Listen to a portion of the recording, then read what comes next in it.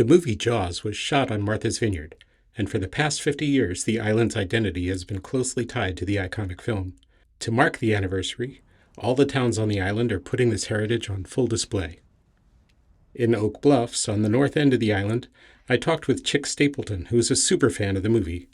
Her whole life is bound up with the film, but this year is particularly special. So the 50th anniversary special milestone. The movie has become a cult classic. So a lot of people are coming here to relive those scenes in Jaws that mean so much to them. I think the Vineyard is portrayed pretty well through that movie. Just our culture of sitting on the beach and playing a song and being together and fishing. Yeah, that has a lot to do with our vineyard atmosphere. Um, One of the most iconic locations on the island is the Jaws Bridge, but it's locals call it Big Bridge or Second Bridge, and the kids jump off of it, and that's kind of fun. That's where she's like shark in the pond, and then the shark goes in there, and all the kids jump off of that. A lot of the scenes in the movie you can't really tell where they are, but they're pretty close to shore. You and I went paddleboarding this morning where they kept the orca and did a lot of the offshore scenes so that the shark could be resting on the bottom. Just down the road from that bridge, Chick runs a kayak rental business, and she sets up shop every day right on the beach where key scenes of the film were shot. Chick feels connected to the film because she has grown up with it, and a lot of the people who appear in it are her friends and family. That most of the extras in it are all islanders. So the sense of seeing your uncle and your aunts and your cousins, and my mom was there when I can't remember her name right now, but when Chief Brody got slapped, and she goes, "You knew this whole time, and still my boy is dead now." So my mom was there watching that scene. She was pregnant with my brother at the time. So just like stories like that kind of bring us back. And the fact that it was filmed in April and May, but it was supposed to be all these beach scenes. So everyone has these stories of being freezing and then having to go in and out of the water, weeks at a time, every day, all day, over and over again, and just being absolutely frozen. So that was pretty cool. In her office, she has a mini museum of Jaws memorabilia with a Jaws tapestry, which she uses on parade floats, and other items connected to the film. The Martha's Vineyard Museum has pulled out all the stops, with a big exhibit celebrating the film, which will be on display through September 7th, something to satisfy all your questions about the film. A lot of events and activities are planned for this year's 50th anniversary. Lots of people are getting their gear together so they get all dressed up as Jaws.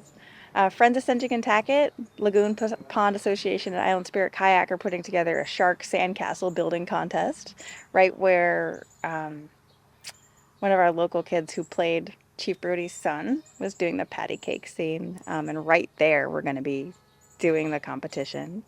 And we're going to do a reenactment on the water right there for that. The book signing, Quint, the Book of Quint that came out is a prequel to Jaws and is kind of the life story of Quint. And the author did just an absolute incredible job. He brings it back to how the orca came to be and how he created it and where the name came from, and the history of Quint and the arm wrestling competition and the Indianapolis, and it just has a really in-depth view of the backstory of Jaws. So he's going to be here, book signing in Eggertown, and there's a ton of stuff that the Chamber of Commerce has a website of all the lists of activities, and 20, 30 activities a day have to do with it, and a lot of them are sold out already. Our Airbnbs got sold out immediately as soon as this was announced, the dates. So, and it's not just this weekend. So it's the second to last weekend in June is official Jaws weekend, but events are happening starting now and going all through summer. So we're doing a kayak tour of Jaws kayak tours, and everybody gets shark tooth necklaces, and we go out and paddle around the locations where it was filmed. We're gonna have a little reenactment scene, and my son has a shark fin that he comes out and scares people with the fin halfway through, and It's going to be a lot of fun. The idea for the film grew out of shark fishing tournaments, which used to be part of life here. So the monster shark fishing tournament used to take place in Oak Bluffs for as long as I can ever remember as a kid. And we would all walk down there, and all these fishing boats would go compete to go find the largest shark and bring it in. And Greg Scommel was involved. He's the leading shark expert in the world. And he was even for it. I mean, it was responsibly done. They weren't overfishing anything in particular. And, they used a lot of the sharks that were caught for research. And